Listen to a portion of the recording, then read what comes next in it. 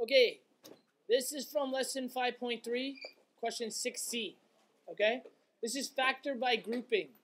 So what we need to do is we need to put two terms together and then factor the two as a pair. So we're actually going to leave the first two that are here together and the second two together. From the first two terms, what can I factor out? Or what is in both of them?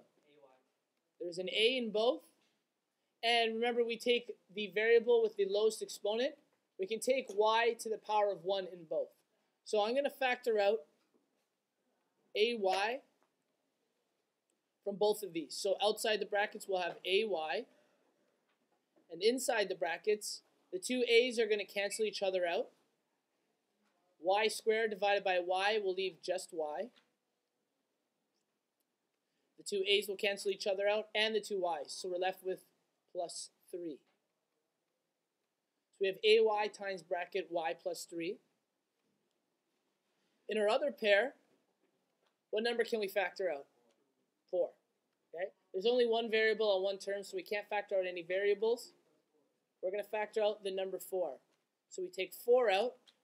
When we divide the two 4's, we're left with y, and 12 divided by 4 is 3. So in our brackets, we'll have y plus 3. Now if you look again, both of our brackets are the same terms. So we're going to factor both brackets out, y plus 3. And then we're going to put down whatever is left. Ay plus 4 goes into our second bracket. So we have ay plus 4.